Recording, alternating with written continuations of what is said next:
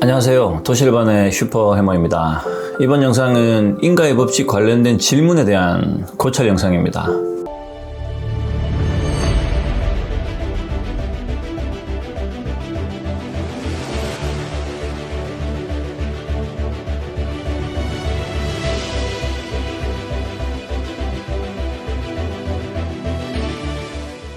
제가 연달아서 인가의 법칙에 대해서 총 3편을 설명드렸고, 그리고 실제 사례 이제 설명을 드렸죠. 실제 사례 영상을 올렸을 때 이제 많은 분들이 반응을 많이 해주시더라고요. 메일로도 보내주시고, 그 다음에 뭐 여러 가지 질문들을 하시는데, 단순합니다. 서로 업이 다르고 환경이 다르게 일어났지만 그 업에 따른 과보가 돌아오는 그 구조나 이치나 방식이 비슷하기 때문에 아무래도 이제 공감을 하시고, 그 다음에 여러 가지 질문이나 궁금증이 일어나시는 거겠죠. 오늘 고찰할 이 질문 내용도 동일합니다. 질문 내용을 조금 이따 읽어 드릴 텐데, 인과의 법칙, 뭐 인연 과보, 뭐 다 같은 의미라고 말씀을 드렸죠. 불교에서 이제 인연 과보라고 얘기를 하는데, 불교에서 말하는 인연 과보라는 것은 원인, 그 원인에 따른 조건이 형성이 되어야, 그러니까 원인과 조건이 만나야, 그러니까 쉽게 얘기해서 때가 돼야 과보가 일어난다, 뭐 이런 의미를 가졌다고 설명을 드렸는데, 우리가 예를 들어서 어떤 씨앗이 있죠.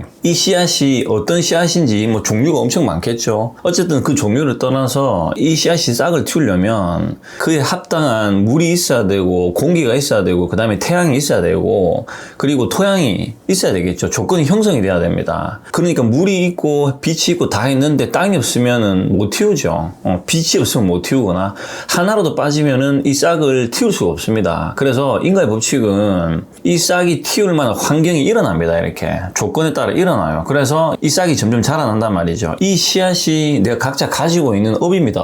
내가 어떠한 씨앗을 품고 있냐에 따라서 어떠한 싹을 틔워서 어떻게 자라나겠죠. 그죠? 그래서 태어난 환경부터 이제 시작이 되는 거죠. 이 환경에서 여러 가지가 이제 일어나고, 말씀드렸다시피 사람마다 때라는 게 있습니다. 아무 때나 이렇게 환경이 일어나는 게 아니라, 뭐 초년에 일어나는 사람도 있고, 약간 중년에 일어나는 사람도 있고, 그리고 말년에 일어나는 사람도 있습니다. 이런 것들이 시절 인연이라고 하죠. 어떠한 때의 인연을 만났을 때 그 환경이 일어나면서 이제 과보, 즉 내가 품고 있는 씨앗이 발현되면서 이제 튀어나오는 겁니다. 이제 이게 사실은 업의 무서운 부분이거든요. 그래서 나이가 젊거나 어린 사람이 뭐 이런 말들을 좀 등한시한다든지 뭐 그런 게 어디냐 이렇게 반응을 하는 이유가 뭐냐면, 안 겪어봐서 그래요. 과보에 대한 결과를 안 드러나봐서 그래요.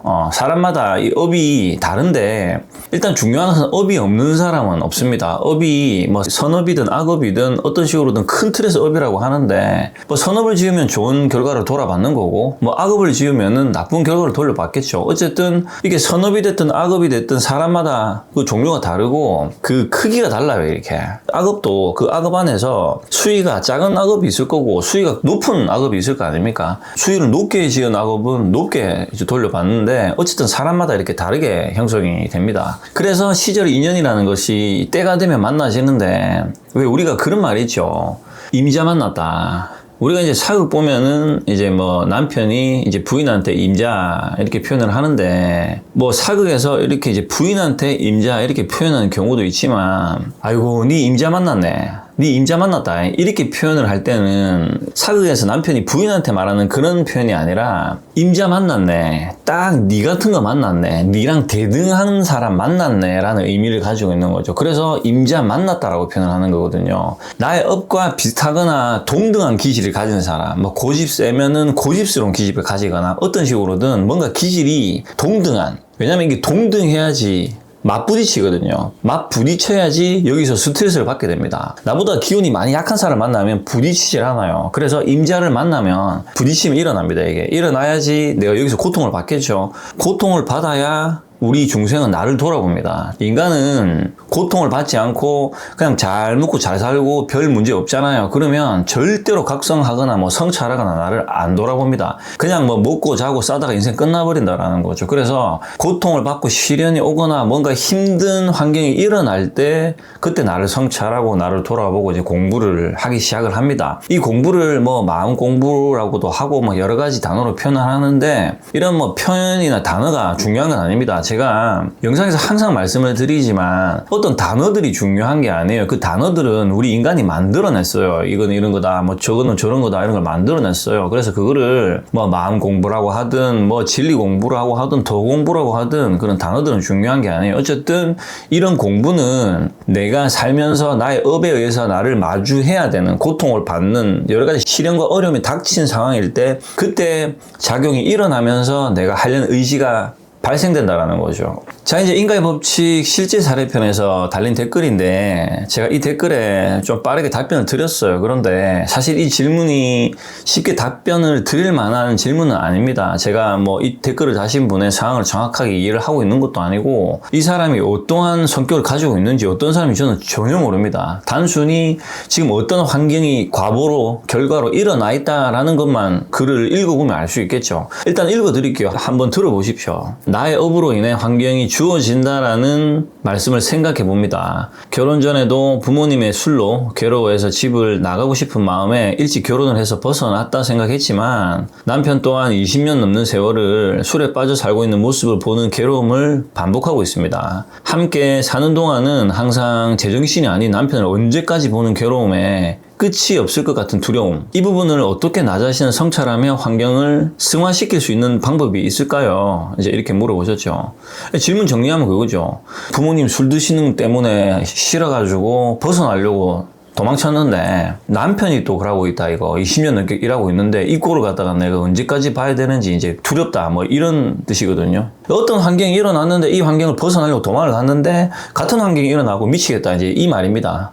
쉽게 풀어가지고. 그래서 이런 부분을 어떻게 성찰하고 환경을 승화시킬 수 있을까요? 라는 질문을 했죠. 자, 다시 말씀드리지만 저는 이분의 성격과 기질과 여러 가지를 아는 정보가 하나도 없습니다. 단순히 이 질문에 들어가 있는 이 환경적인 요소만 가지고 고찰을 해드릴 거고, 그리고 주제가 술이거든요, 술. 저는 술하고 연관이 많습니다. 제 업도, 제 인생도. 그래서 제가 이 부분은 좀 풀어드릴 수가 있는 거예요. 저랑 전혀 이렇게 연관성이 없으면 제가 풀 수가 없겠죠. 저도 엄청나게 술에 관련된 경험을 많이 했기 때문에 이분의 이 질문자님의 성격을 떠나서 약간 고찰을 해드릴 수 있는 거예요. 이게 이제 인연이죠. 저한테 질문을 하신 인연입니다, 인연. 그래서 제가 이제 어차피 인과의 법칙을 지금 설명드리고 있는 중이고, 이 질문 자체가 과보, 즉 인과의 법칙에 따른 질문이기 때문에 이 질문을 제가 고찰하고 좀 풀어드리면은 비슷하게 생각을 하거나 고민을 하시는 분들이 좀 해결되지 않을까. 그리고 이제 도시열반에서 제가 뭐 실제 사례를 설명드리고 인과의 법칙을 다각도로 통찰하는 이유는 뭐냐면, 저랑 비슷한 고민을 하거나 어떤 그 환경에서 고통을 받거나 하시는 분들이 스스로 각성을 올바르게 할 수 있도록 도움을 드리고 싶은 거예요, 저는. 그렇기 때문에 이런 질문 또한 실제 사례죠. 제가 그 여자친구를 만났던 그 친구도 실제 사례지만 이 질문을 주신 이분도 지금 현재 실제로 이렇게 살아가고 있죠. 우리는 지금 현재 실제 사례, 즉 우리 중생이 살아가는 이 속세의 실제 얘기를 가지고 우리가 고찰을 한다는 점, 이게 이제 중요한 부분이죠. 자, 이제 이렇게 질문을 주셨는데 아까도 말씀드렸다시피 이 질문은 간단하게 답변을 하기가 힘들어요. 저도 정말 긴 시간 저희 모순을 돌아보고 각성을 했고 정말 수십 년 공부를 했거든요. 쉬운 문제가 아닙니다. 결코 쉬운 문제가 아니에요. 문제가 아닌데 뭐 모르는 사람이 이런 얘기를 들으면은, 예를 들어 술에 관련된 업이 없는 사람이 이런 얘기를 들으면은 뭐라고 얘기를 하냐면 이렇게 얘기를 할 겁니다. 말라고 사노? 당장 이혼해가 헤어지면 되지. 그러니까 이렇게 좀 쉽게 얘기를 할 거예요. 왜냐? 본인의 업이 아니니까 참고 살지 마라. 뭐 이렇게 그 계속하면 버릇돼가지고 더 나빠진다. 뭐 이렇게 좀 쉽게 얘기를 하는데, 내가 가진 업을 타인이 갖고 있지 않을 때는 이 공감 능력이 떨어집니다. 그래서 어떤 말을 툭 하고 내뱉는 게 나한테 와닿지 않아요. 왜냐? 직접적으로 겪는 게 아니거든요. 업이라는 게 사람마다 달라요. 이게 달라서 이게 서로 다른 업을 서로가 이해를 못하는 구조를 가지고 있어요. 그래서 와저라고 사노? 이런 말이 툭 나간단 말이죠. 왜냐? 나는 그런 업이 없거든요. 없는 사람은 이해를 못하는 거예요. 그래서 이제 이렇게 이 질문자님은 답답하시겠죠. 답을 찾아야 되는, 이게 이제 뭐가 뭔지도 모르겠고, 그리고 이제 아마 이분은 술을 별로 안 좋아하실 거예요. 뭐 부모님도 술 때문에 그렇게 해가지고 그 꼴 계속 봤죠. 결혼하니까 또 남편이 그래가지고 그 꼴도 계속 보고 있죠. 그러니까 이런 사람이 술을 좋아하겠습니까? 그러니까 술 취해가지고 막 술주정 부리고 막 술에 쩔어서 있는 이런 사람들을 보면 덧정 없을 겁니다. 그러니까 당연히 술을 싫어하겠죠. 그러면은 나는, 그러니까 이 질문자님이죠. 나는 술 싫어하고 덧정 없는데 왜 나는 이런 사람들하고 물려야 되나? 나는 그거를 이유를 모르겠다. 이제 질문이 미궁으로 빠지겠죠. 답이 없으니까 이해가 안 되겠죠. 나는 싫어하는데 왜 이걸 좋아하는 사람이랑 내가 엮여가 살아야 되노? 뭐 이제 이런 거거든요, 질문이. 자, 우리가 이제 뭐 마음 공부라는 단어를 많이 쓰던데 마음 공부 안에 꼭 들어가 보면 명상을 하는 구조가 많이 나옵니다. 명상. 어쨌든 이런 명상 채널이나 이런 어떤 마음 공부 채널을 보면 이런 글이 자주 나옵니다. 다 지나간다. 다 지나가니까 너무 연연해 하지 마라. 이런 말이 나와요. 자, 이 말이 냉정하게 분석해서 따져 들어가 보면 정확하게 반은 맞고 반은 틀린 말입니다. 왜 그런 거냐면 다 지나가죠. 불교에서 재행무상이란 말이죠. 재행이 무상하다. 다 지나가요. 모든 것들은 뭐 좋은 거든 싫은 거든 고통스러운 거든 아픈 기억이든 다 지나갑니다. 지나간 것에 우리는 그것에 집착을 하고 이런 기억도 경험들이 나의 무의식 깊게 자리 박히죠. 자, 그러면 따져봅시다. 이 질문자님도 부모님이 막 술 드시고 본인한테 괴롭게 했던 그 환경들은 지나갔죠. 그죠? 지나갔고 본인이 어른이 됐고 이제 결혼을 했지 않습니까? 그런데 남편이 또 그러고 있는 거잖아요. 그러면 이건 지나간 겁니까? 안 지나갔어요. 계속 머물고 있죠. 부모님의 환경은 지나갔는데 또 다른 환경이 와가지고 또 내 앞에 일하고 있는 거죠. 이게 이제 힘들다라는 말이거든요. 자, 그러면 지나가는데 지나갑니다. 매 순간 어떤 현재가 밀리면서 미래가 현재가 되고 현재가 과거가 되고 또 미래가 오고 이게 계속 반복을 합니다. 이렇게 시간이라는 건 계속 이렇게 반복을 하거든요. 자, 그러면 이 지나간다는 말이 왜 반은 틀렸냐면 그럼 지나가기 때문에 가만히 앉아갖고 명상을 딱 해서 내 마음이 편안해지면 환경이 사라지냐? 전혀 그렇지 않습니다. 전혀 그렇지 않아요. 지나갔죠. 그죠? 지나갔는데 내가 지나갈 때 이것을 각성하고 나를 똑바르게 교정하지 못하면 지나가가 돌아가지고 다시 옵니다. 이 돌고 돌아요. 이렇게 계속 돌고 돕니다. 다시 말해서 불교에서 윤회라고 하죠. 윤회는 돌고 도는 것을 윤회라고 합니다. 그래서 반복한다. 왔다가 지나갔다가 또 왔다가 지나갔다가 계속 와요. 왜냐? 내가 못 깨달았으니까. 내가 이 환경에서 각성을 못했으니까. 내가 교정을 못했기 때문에 뭐냐? 또 경험을 해야 돼요. 이 경험을 한번 했는데 내가 정확하게 이 이치를 몰랐다, 못 깨달았다 그러면 다른 비슷한 환경이 또 와요. 또 했는데 또 못 깨달았다, 또 옵니다.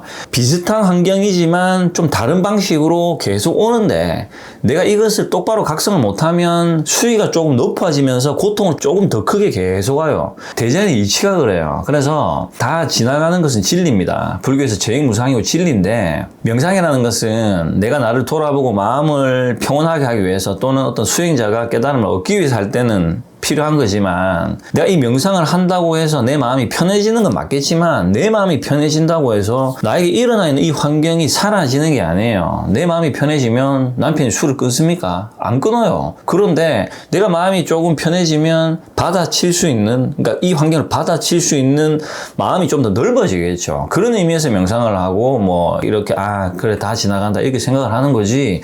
이렇게 그래 다 지나간다 훌훌 털어버리자 내 혼자 털 수 있지만 이 환경은 안 틀어집니다. 반복 계속되니까 극도로 더 스트레스 받게 됩니다. 그래서 이 이치를 명확하게 아셔야 됩니다. 이 마음 공부라는 것이 제가 이제 경험을 하고 저를 각성하고 이런 어떤 사회를 둘러보고 보면은 정말 지극히 주관적이고 정말 모호해요. 환경이 해결되지 않고 뭐 명상을 하고 뭐 어떤 공부를 하고 이런 것들이 제가 냉정하게 딱 보면 너무 모호하고 주관적인 것들이 너무 많아요. 특히나 이런 것들이 불교적으로 연결이 돼 있어가지고 불교라는 종교는 정말 명확합니다. 어떻게 보면 과학적이고 정말 명확하고 그 어떠한 철학보다 철학적인 게 불교거든요. 제가 공부를 해보면 제가 다 겪어본 다음에 불교를 접했을 때는 불교는 그 어떠한 철학보다 철학적인 종교입니다. 그런데 정말 모호하게 애매하게 저 산으로 가 있어요. 그러니까 환경이 해결이 안 되는 거예요. 단언컨대 환경이 해결되지 않으면 종교는 의미가 없습니다. 종교는 나의 환경이 개선되고 변화가 돼야 되고 나의 의식 수준이 그에 따라 높아져야 되고 그리고 종교는 각 개개인의 이익이 발생해야 됩니다. 여기서 말하는 이익은 돈을 말하는 게 아니라 물질을 말하는 게 아니라 정신적인 환경적인 여러 가지가 발전을 해서 이익이 생겨야 된다는 거죠. 그런 의미에서 철학적으로 접근해서 뭐 나를 각성하고 공부를 하는 거지 뭐 그런 거 없고 그냥 환경도 변하지도 않고 내 혼자 맨날 공부했는데 남편은 맨날 술 먹고 절하고 있다 이러면 아무런 의미가 없습니다. 나를 변화시키는 이유는 나의 환경을 개선시킬 수 있는 능력을 내가 갖추기 위함입니다. 나부터 돌아보고 갖춰야 나의 환경을 내가 개선시킬 수 있는 능력이 일어나는 거거든요. 이 또한 나의 업의 작용이고 내가 이 업을 들고 있는 그 업에 따른 의무고 책임이라는 거죠.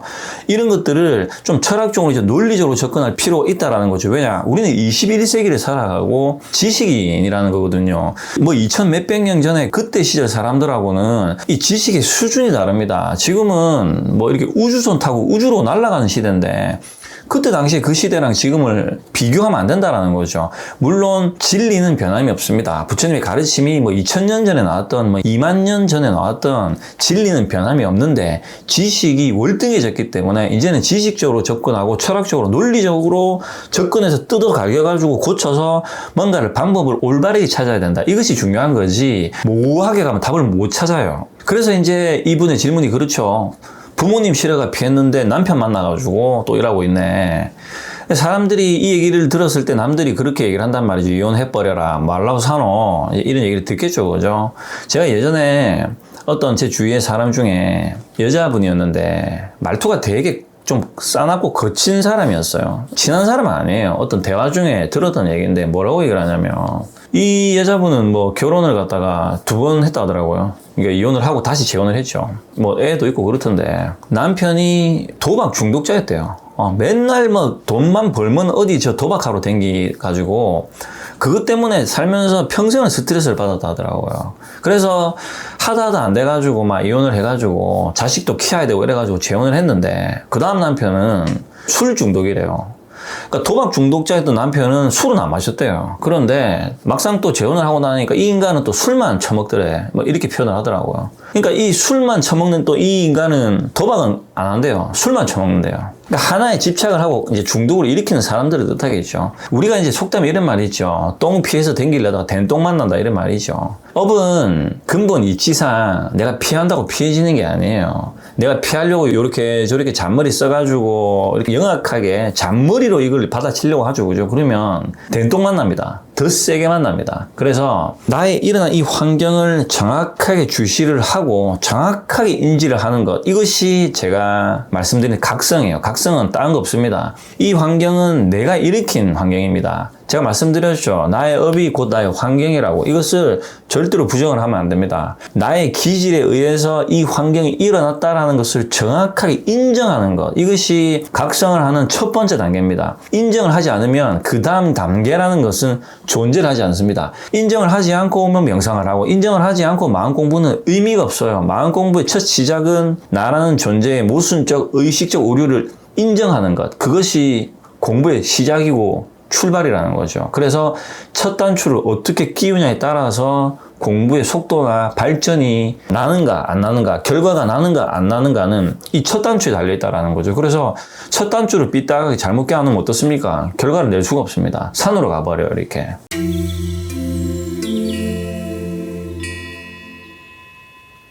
제가 이제 실제 사례 2번째 영상을 사실 이번 영상 때 올리려고 했는데 이 질문이 올라와서 이 질문 또한 이제 인간의 법칙이기 때문에 먼저 질문을 좀 고찰하고 이제 진행을 하자 해서 이제 계획이 좀 변경이 됐는데 제가 다음 실제 사례 설명드릴 이 인연은 알코올 중독자였습니다. 여자였는데 알코올 중독자였어요. 그래서 이 부분에 대해서 좀 설명을 드릴 건데 제가 말씀드렸죠. 저도 이 술에 대해서 다양한 경험이 있었다고 경험이 있는데 저의 경험에 대해서 간단하게 좀 설명을 드려볼게요. 저도 이제 어릴 적에 이제 아버지가 술을 정말 작게 드셨거든요. 일주일에 뭐 4일, 5일 이렇게 드셨어요. 술을 뭐 드시는 게 문제가 아니라 일단 술을 드시고 오면은 이제 막 뭐 같은 말을 반복하고 화가 나면 이제 폭력적으로 변하시고 그리고 저를 막 이렇게 때렸어요. 그러니까 술 드시고 때리면은 뭐 이렇게 회초리 때리듯이 이렇게 때리는 게 아니잖아요. 막 그냥 막 이렇게 때려요. 막 이렇게. 그러면 이렇게 덜 맞으려고 이렇게 피합니다. 이렇게. 어쨌든 막 이제 다음날 막 눈티 밤티 돼가지고 이제 학교 가면 창피해가지고 어떨 때는 정통으로 맞으면 이게 눈에 이렇게 진짜 파랗게 멍이 들 때가 있어요. 우리 영화 같은 거 보면 이렇게 파란 거 있죠. 진짜. 저는 그렇게 멍이 들어본 적이 있어요. 그렇게 멍들기도 힘들거든요. 이렇게 동그랗게 파랗게 들기가. 그리고 다음날 되면은 기억을 못 합니다. 본인이 그렇게 두드려 팬 것 자체를 기억을 못 해요. 이제 그렇게 이제 아버지가 그렇게 술을 드시고 막 늦게 들어오시고 막 술 냄새 펄펄 풍기면서 이제 막 저한테 이렇게 막 구타를 했죠. 저는 그 당시 때 저는 어렸으니까 나이 든 사람, 어른 남자 이렇게 수염 막 나가지고 무슨 말을 할 때 막 그런 아저씨 냄새라고 하잖아요. 근데 그 아저씨 냄새 안에 그 술 냄새가 풍겨가지고 막 혀 꼬여가지고 이렇게 말하는 이런 게 그냥 꼴 보기가 싫어요. 딱 그런 사람 딱 보면 그 짜증이 확 나요. 상종하기가 싫어요. 그냥 밖에 나가서 사회생활 할 때 이렇게 좀 아저씨 냄새 나는데 저도 아저씨인데 어쨌든 좀 그 특유의 냄새가 있어요. 그런 수염 냄새, 아저씨 냄새. 그 술 냄새, 그 꼬린 냄새, 막 담배랑 찌드는 냄새, 이게 딱 나면은 그냥 딱 싫어요. 그냥 가까이 가고 싶지 않아요. 어쨌든 저도 이제 이렇게 환경을 겪었지 않습니까? 나이가 들었어요. 사회에서 이제 어떤 친구들을 만나고 사람들을 만나는데, 제가 만났던 사회에서 만났던 인연들이죠. 여자들이, 물론 그 안에는 뭐 이제 어떤 남녀로 만났던 사람도 있고, 그냥 친구로 만났던 사람도 있고, 여러 가지 인연이 있는데, 어쨌든 복합적으로 제가 만났던 여자들의, 60, 70%가 술 먹고 술 주정 부리는 사람들이 많았어요. 정말 희한하죠. 저는 질문자님처럼 좀 비슷할 수도 있을 텐데, 그래 술에 대한 기억이 안 좋아가지고 술을 되게 싫어했어요. 저는 술을, 우리가 소주를 마시지 않습니까? 저는 소주 맛을 언제 알았냐면 30대 후반에 알았어요. 어릴 때는 소주 자체를 마시질 못했어요. 술을 한 잔만 마셔도 얼굴이 밝아지고, 그리고 마시니까 이게 쓰고 맛도 없더라고요. 그래서 아니 이렇게 쓰고 맛대가리 없는 이런 거를 뭐 하려고 돈 주고 마시지, 약간 이런 생각이 되게 강했어요. 어릴 적에 뭐 소주를 한 3잔, 4잔 마시고 한번 정말 심하게 구토를 한 적이 있었거든요. 그때 밤새도록 구토를 했는데, 이게 구토를 하다가 안에 혈관이 터져갖고 피를 토했어요. 소주 3잔 마시고 12시부터 새벽 5시까지 구토를 한 적이 있어요. 정말 어디 실려갈 정도로 정말 피까지 계속 토했거든요. 그러니까 그런 기억들이 있다 보니까, 그러니까 술 자체가 싫었어요. 술 자체가. 그런데 이제 30대가 되고 중반이 되고 어떤 인연을 만나고 좀 인생의 쓴맛을 맛보고 이러면서 좀 소주의 그 쓴맛이, 소주가 그래 이런 맛으로 먹는구나 라는 것을 이제 조금 알게 됐죠. 어쨌든 저는 이렇게 술을 싫어하고 안 마셔요. 그리고 저는 혼술도 안 해요. 술이 뭐 이렇게 사람들 만나서 대화를 해야 될 자리는 술을 마시는데, 뭐 술을 딱히 좋아하지도 않고 뭐 싫어하지도 않아요. 그래서 집에서 있을 때 혼자 술 마시는 경우가 없어요. 술을 사오질 않아요. 지금은 누가 만나자 해가지고 술을 본인이 뭐 예를 들어서 계산을 하며 마시는데, 내보고 돈 내라 그러면 저는 그 자리에 안 가요. 돈 아까워가지고. 그래서 어쨌든 저는 술이랑 거리가 먼 사람인데, 특히 말씀드렸다시피 술 먹고 술 주정한 사람들을 많이 제가 겪어봤어요. 정말 많이 겪어봤거든요. 그러다 보니까 이 술 먹고 그러니까 술 먹기 전과 후가 달라지는 사람들이 세상에서 제일 싫어요. 달라지거든요. 멀쩡한 사람이 술 먹으면 바뀌어요. 그런데 아버지를 통해서도 그걸 많이 봤는데, 전날 그렇게 소리 지르고 욕하고 두드려 펴놓고 다음날 되면 기억을 못해요. 말짱하게 아침에 딱 일어나가지고 뭐 아무 일 없었다는 듯이 이렇게 국이랑 밥을 드시는 걸 이렇게 보고 있으면은, 제가 그때는 웃겼어요. 속으로. 기억을 못 하시나? 하루는 공부를 하고 있는데 밤에 오셔가지고, 술 드시는 분들은 저희 아버지처럼 뭐 비슷할 건데 같은 말을 계속 반복하는 게 있거든요. 그리고 본인의 과거사를 얘기를 합니다. 뭐 이런, 내가 임마 알아 임마 뭐 이렇게 얘기를 하시는데, 하루는 집에서 이렇게 공부를 하는데 저녁에 늦게 오셔가지고 무슨 또 잔소리를 막 하시다가 책상 앞에서 저 앉아있고 아버지 이렇게 서 계셨거든요. 책상을 주먹으로 이렇게 쾅 쳤는데 책상에 빵꾸가 났어요. 주먹 자국으로 구멍이 이만하게 났어요. 분명히 주먹이 아프셨을 거예요. 그 책상이 강판이라서 쉽게 부서지는 책상이 아니었거든요. 다음날 아침에 이제 밥을 먹는데 뭐라고 얘기를 하시냐면은, 이 주먹이 왜 이래 오늘 쓰리고 아프나, 이거 뭔 일이 있었나, 이렇게 얘기를 하시는 거예요. 그때 제가 진짜 기억을 못 하시는 건지, 아니면 일부러 저러시나 미안해서 이런 일들이 있을 정도로 기억을 못 해요. 그러니까 우리가 이제 뭐 필름 끊겼다 이러죠. 그래서 술을 많이 마시는 사람들은 기억을 못 하는 사람들이 되게 많아요.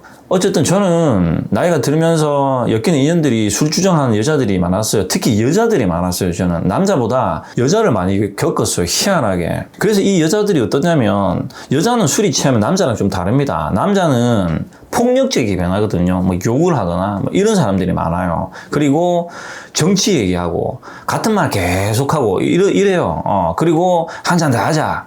맛집인데 한 잔 더 하자. 이러면서 1차, 2차, 3차를 계속 연달아 가려고 해요. 뭐 이런 사람이 있고, 그 다음에 이제 남자 같은 경우에는 이제 여자 있는 술집에 가가지고 막 그런 이제 쾌락을 즐기려고 하는 이런 사람도 있고, 종류가 좀 다양하거든요. 그런데 여자는 조금 달라요. 여자는 술 취하면은 이렇게 하소연을 되게 많이 해요. 같은 말 하는 건 비슷합니다. 남자나 여자나 술 취해서 같은 말 하는 건 비슷해요. 했던 말 또 하고 또 하고 뭐 내가 있다 아이가 이랬다 아이가 니 옛날에 나한테 이랬다 아이가. 저는 술이 안 취한 상태에서는 그래 알았다 그래 기억난다 그래 알지 하면 그래 니 알잖아 근데 그래가지고 근데 그때 있다 아이가 또 이래가 계속 얘기를 해요. 이거를 1시간 2시간 3시간 얘기를 하면 듣는 사람이 미치거든요 이게 진짜. 그런데 이제 이렇게 남편이 이런 행동을 하면 이 질문자님 어떻겠습니까? 이 삶 자체가 지옥이겠죠, 그죠?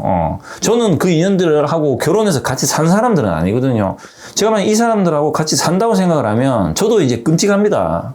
삶 자체가 지옥이 될 거니까. 잠깐 봐도 그게 고통스럽던데. 그리고 이런 여자들은 또 밤에 전화를 해요, 저한테 새벽에. 전화를 해가지고 자다가 깹니다. 깨면은 또 잤어요 이러면서 잤나 뭐 반말도 하고 높임말도 하는데 뭐 관계에 따라서 그럼 미안해요 이러면서 아 괜찮다 왜 무슨 일인데 하면 아 오늘 뭐 이래가지고 저런 일이 있었는데 뭐 이미잖아요 뭐 이렇게 얘기를 또 해요. 그럼 저는 자다 깼지 않습니까? 자다 깨서 피곤해서 혹시나 무슨 일 있나 싶어 받으면은 그렇게 막 얘기를 또 하죠. 그러면 아 그래 술 취했으니까 내일 얘기하자. 왜냐면 이게 술 취한 사람을 상대하는 만큼 피곤한 것도 없는데 이게 왜 피곤하냐면 의미가 없어요. 왜 의미가 없냐? 다음날 기억을 못하니까요. 아무리 좋은 얘기를 하고 어떤 얘기를 해도 다음날 기억을 못해요. 필름 끊긴 사람들은. 그래서 이런 사람들 일단 자고 다음날 얘기를 해야 돼요. 맨정신에. 그래서 맨정신에 얘기를 하자. 전화 끊고 맨정신에 얘기를 하자. 니랑 지금 얘기하는 게 의미가 없다. 뭐 싸우는 것도 의미가 없고 말하는 것도 의미가 없고 의미가 없어요. 그냥 술 취한 사람은 상대를 안 하는 게 제일 현명한 거예요. 올바르게 상대를 하는 방법 이런 건 없습니다. 술 취한 사람은. 그냥 무조건 재우고 정신이 돌아왔을 때 그때 얘기를 이제 해야 되는 거죠. 그래서 저도 이제 이런 여자들이죠. 별의별 술주정을 겪어봤거든요. 뭐 정말 이런 경우도 봤습니다. 뭐 이렇게 같은 말 반복하고 뭐 자고 이런 거는 술주정 중에서 얌전한 편이에요. 길거리에서 이렇게 퍼질러 가지고 그 자리에서 엎어진다든지 거기서 소변을 옷 입은 상태에서 보는 사람도 봤습니다. 저는 일행이지 않습니까? 예를 들어서 그러면 여기 두고 버리고 가지도 못합니다. 어떤 여자가 그랬거든요. 소변을 그 자리에서 누워서 보더라고요. 모르죠. 그냥 퍼질러서 그냥. 그럼 제가 일행이니까 어떻게 해야 됩니까? 버리고 갈 수가 없으니까 또 어떻게든 끌고 가야 돼요. 사람들 다 쳐다보고. 이런 경우도 겪은 적이 있어요. 그래서 그때 당시에 저는 어떤 생각을 했냐면 도대체 내가 무슨 죄를 지었길래 이런 인간들하고 내가 인연을 상대를 해야 되지. 도대체 나는 술을 싫어하고 술을 마셔도 취하지도 않는데 도대체 나는 뭐 때문에 이런 인간들하고 인연이 돼가지고 내가 이런 경험을 해야 되지? 도대체 나는 무슨 죄를 지은 거지? 이렇게 생각을 반복적으로 했었어요. 그러니까 이 생각을 할 적에는 저도 질문자님처럼 전혀 답을 못 찾을 때였죠. 그냥 이걸 참아야 되나? 이해해줘야 되나? 그러니까 저런 인간들은 상대를 안 해야 되나? 상대를 하고 싶은 사람이 있겠습니까? 술주정 부리는 사람들 없겠죠. 근데 저도 그런 생각을 했는데 우리가 사람 인간관계를 할 적에 이 사람이 술 먹으면 술주정을 부리는지를 알 수가 없잖아요. 술주정은 만나다 보면 알 수 있는 거지 처음에 만나자마자 술주정 있는지 없는지 알 수가 없어요. 질문자님도 살아보다 보야 알 수 있는 거지 처음에 몰랐지 않습니까? 그렇기 때문에 결혼을 하셨을 거예요. 알았으면 결혼 안 했겠죠. 이게 업이라는 겁니다. 선택권이 없어요. 그리고 피하면 된통 만납니다. 계속적으로 반복적으로 겪게 되는 거예요. 왜냐? 이유가 있거든요. 그 안에. 나를 각성하고 돌아보고 공부를 제대로 해보면 이 이유가 찾아집니다. 그래서 제가 여러 가지를 설명을 드리고 고찰해 드리는 거예요. 자, 저도 그 당시 때는 이건 뭐지? 이거 왜 이렇지? 나는 왜 이런 거를 겪어야 되지? 나는 왜 저런 인간을 만나야 되지? 라는 생각밖에 없었어요. 답이 없죠. 그냥 저런 인간을 멀리 해야 된다. 안 만나야 된다. 피해야 된다. 이 생각밖에 없었어요. 그런데 말씀드린 것처럼 안 피해지죠. 만나 딱 하면 또 그런 사람인 거예요. 미치는 거예요, 이게. 자, 여기서 저에게 이제 특이한 일이 몇 가지가 일어납니다. 어떤 일이 일어나냐면 30대 중반쯤에 한의원에 가서 한약을 지을 때가 있었어요. 그 한의원은 팔체질이라고 알죠? 뭐 소양인, 소음인, 태양인, 태음인 뭐 이렇게 팔체질 8가지 체질로 쪼개서 분석을 해가지고 그 체질에 맞게끔 한약을 지어지는 좀 특이한 한의원이었어요. 저는 그런 한의원은 처음 가봤거든요. 우리가 살면서 한약을 많이 지어 먹지 않습니까? 그런데 이게 팔체질로 쪼개가지고 한약을 짓는 데는 처음 가봤는데 이제 가니까 내가 어떤 체질인지를 이제 알아야 될 거 아닙니까? 그래서 뭐 여러 가지 검사를 받아요. 뭐 피검사도 받고 그 다음에 특히 온몸에 이제 열검사라고 해서 이런 검사를 어쨌든 받았는데 이제 다 받고 나서 이제 그 한의사하고 앉아갖고 상담을 하죠. 이제 이렇게 하는데 저한테 대뜸 뭐라고 얘기를 하냐면 손님 같은 분을, 그러니까 당신 같은 사람을 뭐라고 얘기하냐면 간땡이가 분 사람이라고 얘기를 합니다. 이렇게 얘기를 하는 거예요. 그래서 아니 선생님 그게 무슨 말입니까 하니까 나의 오장육부 중에, 그러니까 당신의 오장육부 중에 가장 발달된 장기가 간이라고 하는 겁니다. 간. 저는 몸 중에 간이 제일 발달이 돼 있대요. 간이 크대요. 그래서 그러니까 속된 말로 소위 간땡이가 부은 사람, 간이 큰 사람, 당신 같은 사람은 그런 사람을 말을 한대요.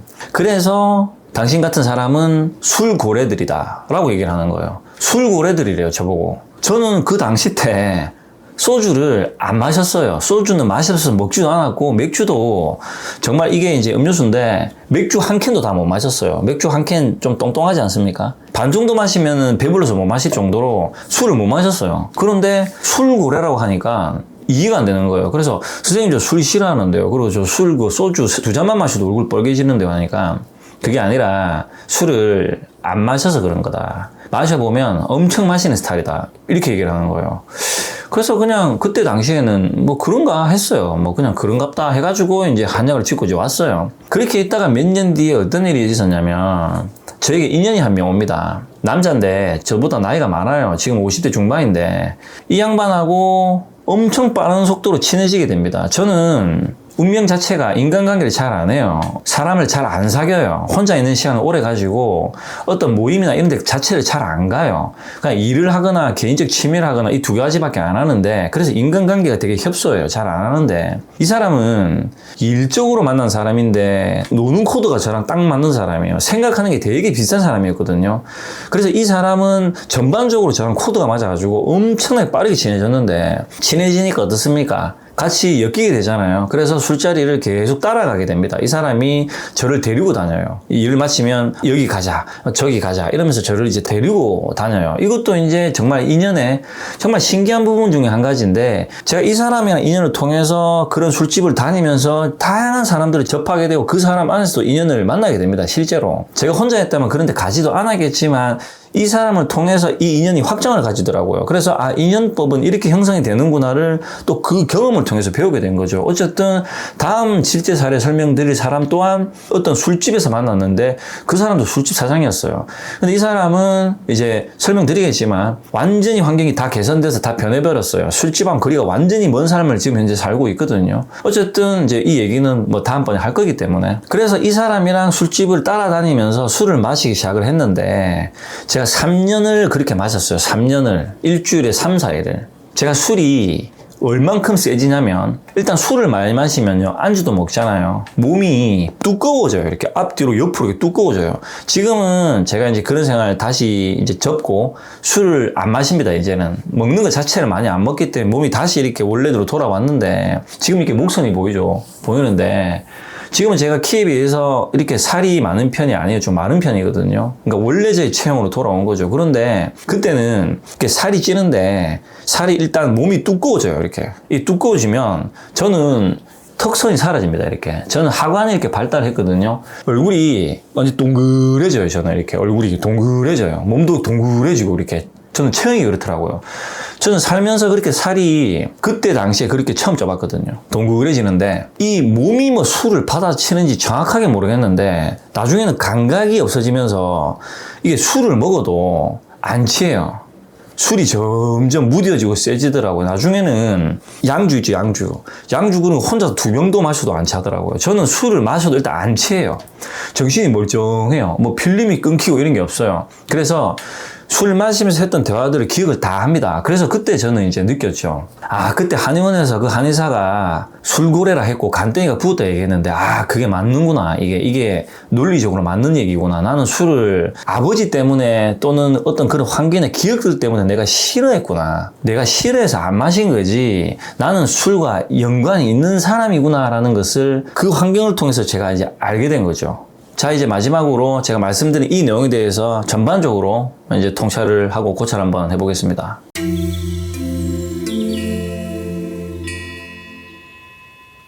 자, 제가 다음번에 이제 고찰해드릴 실제 사례. 이 사람은 여잔데 아직도 저 옆에 있어요.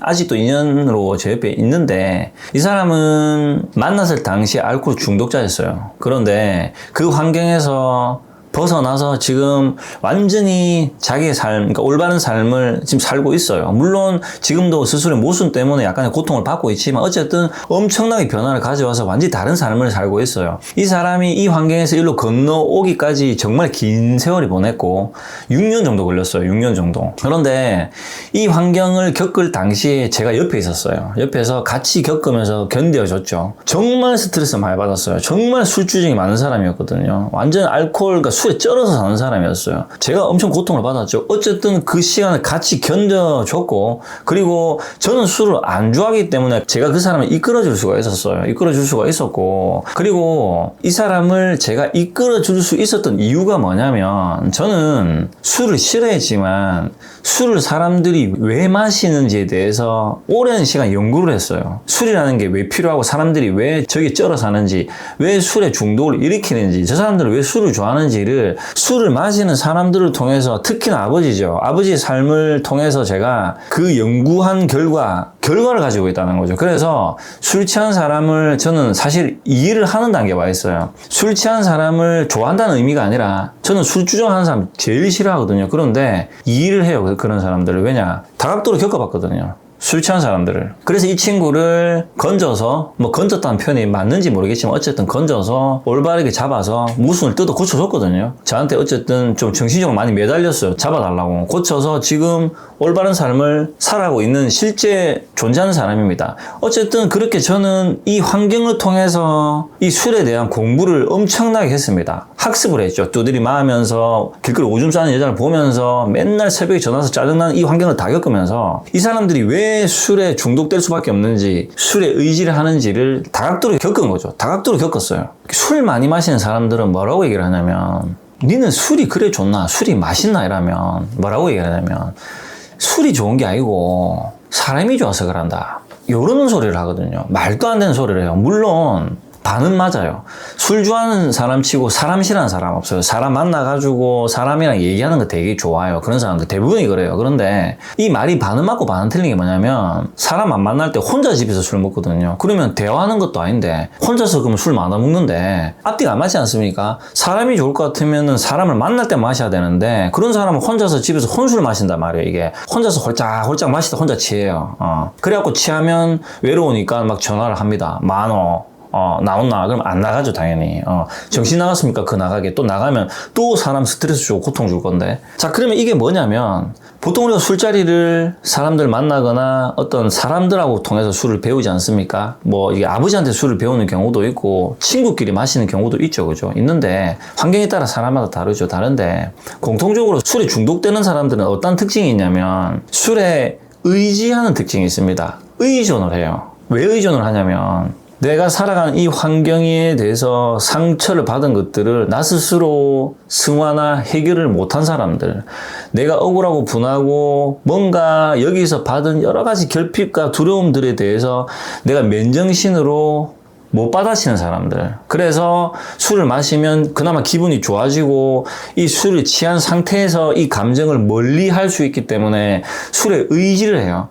술에 의지를 하는 시간이 길어지면 길어질수록 어떻습니까? 중독성이 일어나거든요.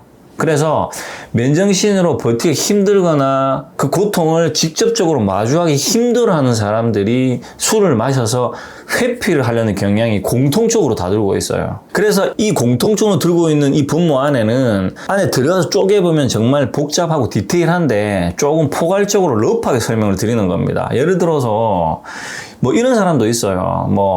의사 표현을 잘 못해서 소극적인데 항상 말을 못하는 이런 스트레스를 많이 받는 사람들, 용기가 없어가지고 술 한 잔 무야 좀 용기가 일어나는 사람들, 이런 사람들도 술에 의지를 해요. 그리고 말씀드린 것처럼 어릴 때 부모한테 상처를 받았다든지 고통을 받았다든지 어떤 형과 동생이 있었는데 형한테 항상 뒷전으로 밀려가지고 형 뒤치다꺼리하고 살았다든지 이런 여러 가지 환경들 때문에 술에 의지하고 의존을 하기 시작을 했던 거죠.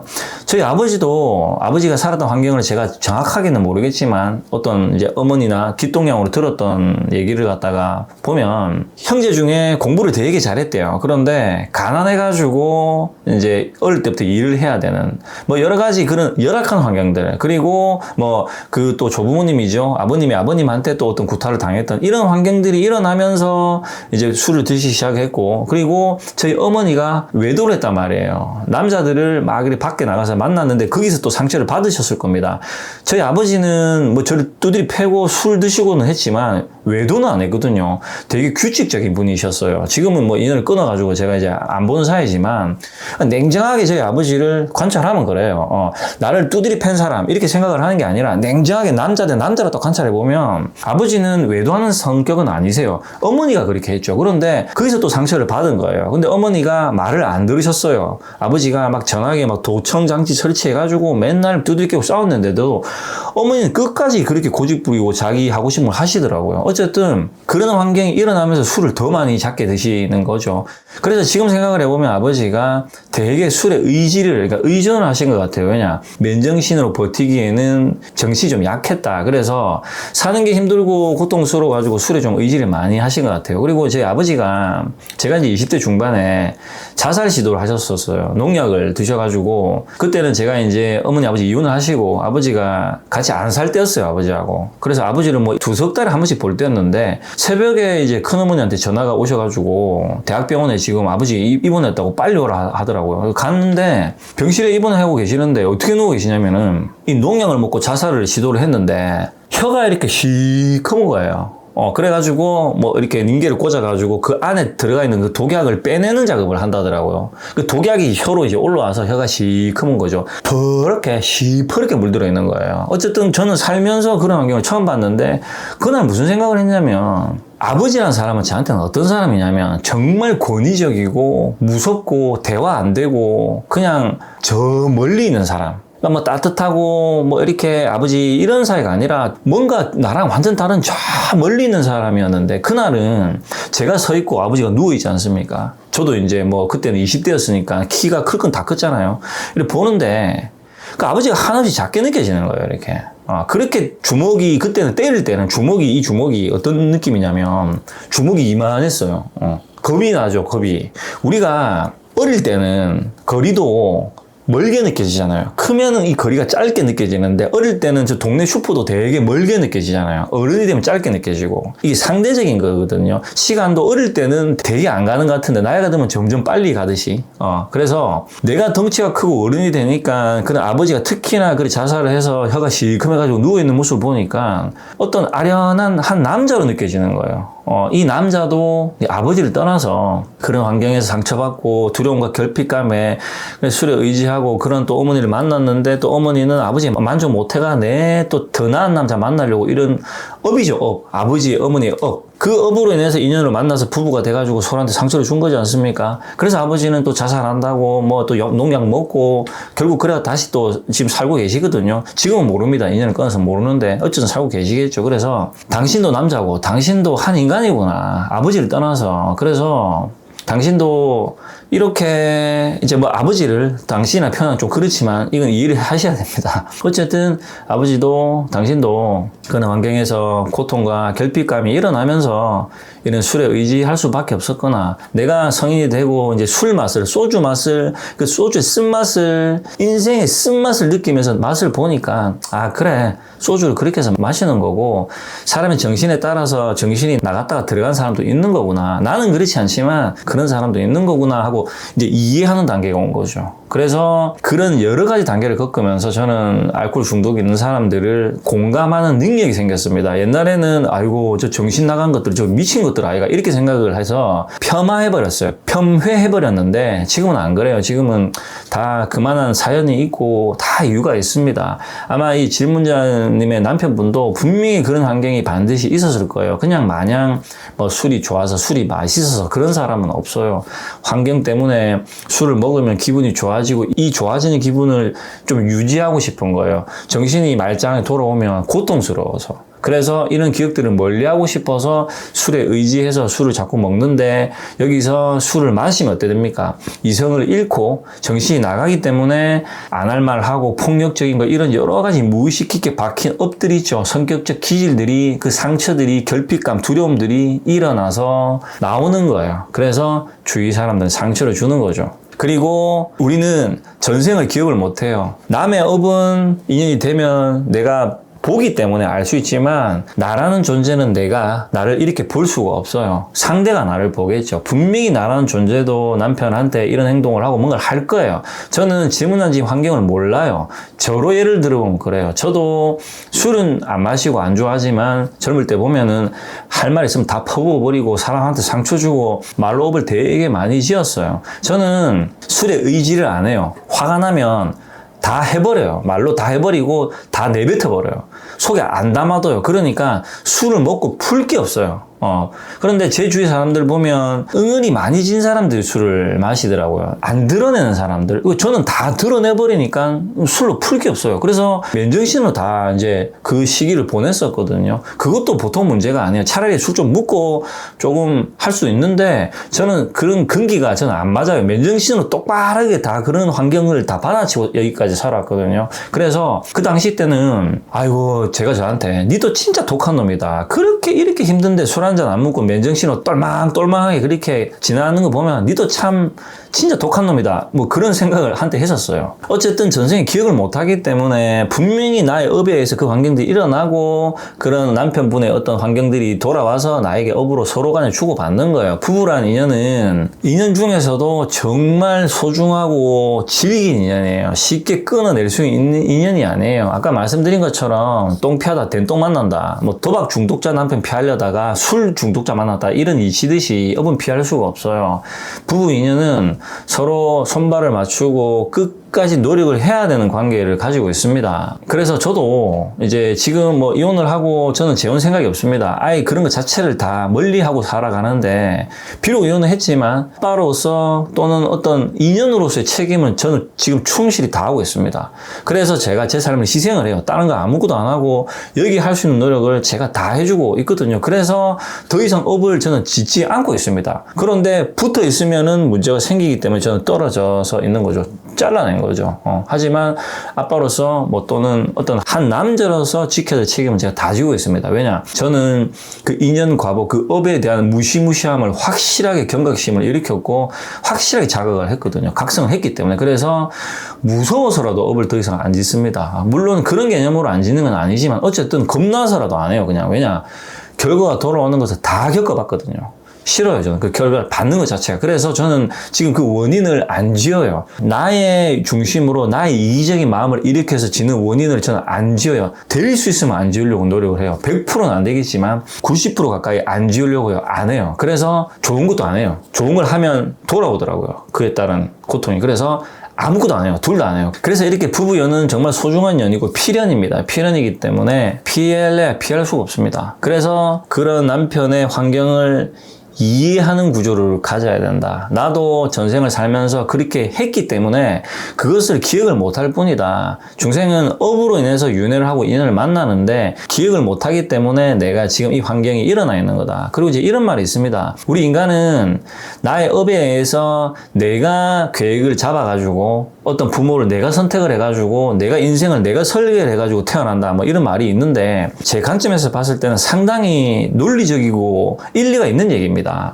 우리는 기억을 못할 뿐이에요. 내가 태어나기 전에 환생을 하기 전에 내가 이런 부모 만나서 내가 저런 사람들을 인연으로 만나면 내가 나의 업을 각성할 수 있겠다. 내가 이런 환경을 만나야 내가 각성을 할 수 있겠다가 내가 계획을 내가 짜는 거예요. 내가 산에 가는데 내가 저 산을 저 정도까지 이번 생에 도달을 할 거라서 등산복은 이렇게 챙기고 옷은 이렇게 입고 가다가 저런 사람을 만나야지. 내가 설계를 하는 거예요. 그리고 땅 하고 태어났는데 기억이 포맷돼 버리는 거예요. 그렇기 때문에 만날 사람을 필연으로 만나고 큰 틀에서 운명 안에서 그 길이 정해져 있는 거예요. 이것은 못 바꿉니다. 우리가 운명을 뭐 개척한다고 하는데 그것도 본인 틀 안에서 한 거지 운명을 통째로 개척할 수 있는 사람은 존재하지 않아요. 왜냐? 본인이 그러니까 나라는 존재가 설계를 한 것 같아요. 제가 느끼기엔. 그래서 이 말이 상당히 일리가 있습니다. 그래서 우리는 내가 설계한 내가 계획한 인연을 때가 되면 만나고 환경이 일어나 있는 거예요. 왜냐? 내가 나를 각성하고 나의 업을 내가 인지하고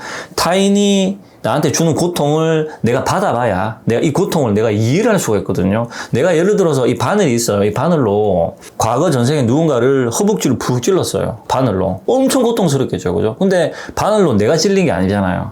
그런데 다음 생에, 이번 생에 내가 태어났는데 누군가 바늘을 들고 와서 내 목줄을 훅 찔러요. 그러면 어떤 느낌이 일어나냐면 찌를 때 하고 찔릴 때 하고 다르지 않습니까? 찔려보니까 엄청나게 고통스럽네 이거 하고 각성을 할 수 있게 되는 거예요. 아, 내가 나의 업으로 이렇게 누군가한테 나 또한 상처를 줬겠구나 하고 각성을 일으키고 공감 능력이 생기고 이해를 합니다. 아, 우리 저 사람도 이 사람도 가까운 이 소중한 이 인연들도 과거를 살면서 이런 고통이나 이런 두려움이나 결핍감이 일어나면서 이렇게 자기도 모르게 변질됐구나, 물들었구나. 그래서 어떤 걸 의지하고 의존하고 살아가는구나. 가여운 연민, 불교에서 말하는 연민 자비심이 일어나야 됩니다. 그래서 견뎌주고 참아주고 이해해줘야 되는 겁니다. 여기서 가장 중요한 게 뭐냐?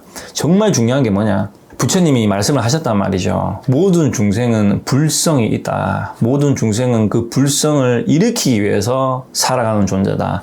성불하십시오 하죠. 성불, 불성을 일으켜라 라는 의미거든요. 그래서 불성의 씨앗이 없는 사람은 없습니다. 튀었냐 튀우지 못했냐 그 차이밖에 없어요. 이거는 제가 단언하게 확언드릴 수가 있어요. 그런데 견뎌주는 사람, 서로의 업으로 견뎌주는 사람이 있습니다. 인연으로. 그게 부부, 뭐 형제, 부모와 자식 이렇게 소중한 인연으로 만나집니다. 옆에서 서로 간의 업을 잡아주고 그 업을 청산하고 소멸할 수 있는 구조로 인연이 엮인다. 인연법으로. 그래서 견뎌주고 기다려준다. 이 사람을. 왜냐? 내가 그랬기 때문에. 이 사람을 위하는 게 아니라 내가 그랬기 때문에 나를 위하는 거예요. 그래서 이런 말이 있죠. 남을 위하는 것이 곧 나를 위하는 것이다. 이기적인 인간은 나만 챙기거든요. 그래서 나이가 들수록 더 고독하고 외롭고 고립되는 거예요. 소중한 인연을 위해서, 이 사람을 위해서 내가 희생을 하고 결국 그 희생이 따지고 보면 내가 일으킨 거기 때문에 각성을 하면 그렇게 답이 나옵니다. 내가 이렇게 한 겁니다. 그렇기 때문에 이 사람 탓을 하면 안 되는 거예요. 그래서 제가 각성에 대해서 여러 차례 자꾸 설명을 드리는 거거든요. 그래서 내가 일으킨 환경이기 때문에 내가 이런 마음이 일어날 때 그럴 때 이제 불자시라면 절에 가가지고 108배 하시고 이렇게 명상도 짧게 하시고 내가 일으켰다. 내가 나의 모순으로 이런 환경이 일어났고 그들 또한 그들의 환경에서 그들의 상처로 그들의 업으로 통해서 또 절하게 살고 있다. 소중한 인연이기 때문에 나는 견뎌줘야 된다. 견뎌줘야 언젠가는 이 사람이 이 불성을 일으킬 날이 올 것이다라는 것에 믿음을 가져야 된다는 거죠. 불자는 그게 정말 중요합니다. 그것을 보살이라고 하는 거거든요. 인간의 불성을 믿어야 된다. 이게 불교 종교의 핵심입니다. 모든 중생의 불성을 믿음을 가지는 것. 그래서 사람이 답이다. 사람 속에 모든 답이 있다라는 것을 완전히 각성을 해야 된다는 거죠. 이 각성을 못하면 사실 보살의 삶이 아닙니다. 뭐 빌고 이런 게 아니라 나이 오는 인연을 소중하게 여기는데 부처님이 그랬다. 모든 중생은 반드시 불성이 있댔다. 부처님이 그러셨거든요. 믿으라고. 이 말은 진리라고. 모든 중생은 불성이 있다고. 나는 다 봤다고. 받았다고. 그러고 나서 부처님이 떠나셨거든요. 그래서 우리는 그 설법을 받았죠. 그죠? 법문을 받았단 말이죠. 진리를. 진리입니다. 모든 중생은 불성이 있습니다. 이 영상을 보시는 분도 저도 다 불성이 있는데 환경에 따라 인연에 따라서 너무 변질이 돼버려가지고 너무 멀리 가서 그 씨앗이 거의 뭐 보일랑 말랑할 정도라는 거죠. 근데 씨앗이 보일랑 말랑한 거지 없는 게 아니에요. 있어요.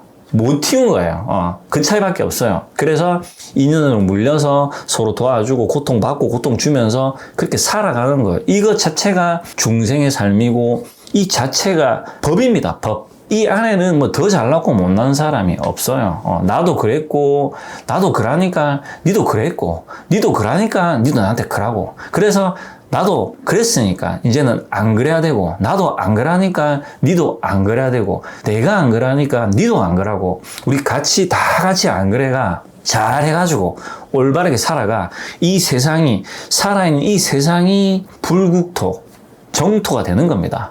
죽어서 저 어디 천국 가는 게 아니라 살아있는 동안에 서로 업을 청산하고 도와주고 기다려주고 믿어주면서 이 환경에서 인연이 형성되어서 그 언젠가는 그 불성의 씨앗이 꽃을 피울 것이다. 그때 옆에 있는 사람이 같이 그 기쁨을 맛을 본다. 이때 느끼는 이 기쁨은 우리가 쾌락을 즐기거나 여기서 오는 기쁨이 아니다. 엄청나게 그 환희의 기쁨. 기뻤다, 안 기뻤다, 기뻤다, 안 기뻤다. 이런 게 아니라 3차원의 기쁨이 아니라 4차원, 5차원의 기쁨이다. 지속되는 기쁨. 그것은 타인을 위해 내가 살아갈 때, 이 사람이 나로 인해서 업을 청산할 수 있을 때, 나 또한 이 사람을 통해서 내 업이 청산되는 이 이치를 우리는 정확하게 알아야 된다는 거죠. 그래서 우리 중생은 누구나가 다 자기의 고집, 자기의 집착으로 그 집착을 경험하고 싶어서 태어나고 그 업으로 인해서 경험을 지속적으로 계속 반복을 하는데 고집이 센 만큼 경험을 더 많이 해야 된다. 그래서 팔자가 세다. 이 팔자가 세다라는 말은 고집이 세다. 남 말 잘 안 듣는다. 그래서 유순하게 나의 성격을 깎아내고 남 말을 잘 듣고 인연을 소중하게 대하는 사람이 올바르게 살아가는 사람이다. 이것이 정견이고 정진이다. 포함이 된다라는 거죠. 정진, 정견이 어디 뭐 저 산에 가가지고 어디 바위에 앉아가지고 이런 명상하는 게 아니고 내 인연을 소중하게 대하고 받아치고 이 업을 나의 환경이라고 각성하는 것, 이 자체가 정진입니다. 이 자체가 법이고요. 이 자체가 진리예요. 이 자체가 부처고요. 부처라는 게 딴 데 있는 게 아닙니다. 그래서 모든 중생은 불성을 갖고 있고 우리는 성불하기 위해서 살아간다. 니도 성불하기 위해서. 나도 성불하기 위해서 우리는 그러기 위해서 태어나서 각성하고 의식의 진화를 위해서 영적으로 성장하기 위해서 서로 간의 인연이 물려서 두드리 패고 두드리 맞으면서 살아간다라는 거죠. 이것이 진리고 근본 이치고 핵심 원리입니다.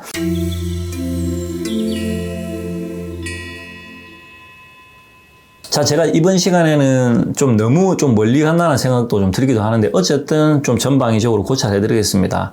자, 이 공부는 제가 말씀드리는 이런 공부들은 하루아침에 완성되는 게 아닙니다. 저도 정말 긴 시간 오래 혼자 시간을 보내고 저는 운명이 그랬어요. 운명이 혼자 시간을 보내고 사색하고 성찰해야 되는 시간이었어요. 저한테 선택권이 없었어요. 그리고 태어나기도 이런 능력을 가지고 태어났었어요. 태어나기를. 남들보다 잘났다는 게 아니라 제가 다른 이런 능력을 가지고 태어났어요. 그래서 이런 것들을 고찰을 해드릴 수 있는 거예요. 이거는 쉽게 아무나 할 수 있는 그런 건 아닙니다. 정말 긴 시간, 혹독한 시간, 혼자만의 시간, 다양한 인연 속에서 타인의 경험들이 뒤섞여가지고 어떤 실력이나 결과가 드러나는 거거든요. 그래서 제가 이런 것들을 논리적으로 해석도 하지만 근본적으로 부처님의 가르침 진리를 땡겨와서 근본 진리를 자꾸 설명을 드리는 거예요. 그래서 이 영상 하나로 뭐 이해하겠다 이렇게 생각을 하시면 그건 정말 교만한 생각이거든요. 그래서 제가 다각도로 계속 말씀을 드릴 거예요. 실제 사례도 설명드리고 저희 얘기도 말씀드리고 또 여러 가지를 고찰해 드릴 테니까 저희 영상을 보시면서 조금씩 공부를 하시고 그리고 공부하시다가 좀 애매하면은 댓글이든 뭐 톡이든 메일이든 질문을 주시면은 제가 질문을 읽어보고 이 질문은 좀 다 같이 고찰할 필요가 있다. 공통의 주제다. 공동의 주제다라는 느낌이 들면은 오늘처럼 이렇게 또 통합적으로 고찰을 해드리겠습니다. 그래서 지속적으로 우리가 공부하는 마음을 일으키는 것이 가장 중요하다. 한 번에 뭔가를 딱 답을 하나로 쉽게 얻으려고 하지 마라. 세상에 공짜는 없다. 쉬운 거는 결코 없다. 내가 노력한 만큼, 에너지를 쓴 만큼 반드시 올바르게 노력을 하면 그 대가는, 결과는 반드시 올바르게 돌아온다. 이 또한 인간의 법칙이다. 그래서 우리는 올바른 방향으로 올바르게 지금 21세기에 맞는 지식인의 입장에서 똑바르게 부처님의 가르침을 접하고 이 방식을 올바르게 공부할 필요가 있다. 이것이 그 어떠한 공부보다 중요하다라는 거죠. 그래서 마음 공부라는 게 주관적이고 모호하게 애매하게 산으로 가면 결과가 올바르게 나지 않는다. 답을 찾지 못한다라는 겁니다. 자, 이번 인과의 법칙 이제 질문에 대한 고찰이죠. 질문에 대한 고찰은 여기까지 마무리하는 걸로 하겠습니다. 다음 시간에는 연결해서 저희 이제 실제 사례 인연에 대해서 이제 고찰을 하는 시간을 가져보도록 하겠습니다. 긴 영상 시청해 주셔서 감사드리고 다음 시간까지 모든 분들 평안하시기 바랍니다. 지금까지 도시 열반의 슈퍼에마였습니다. 평안하시기 바랍니다.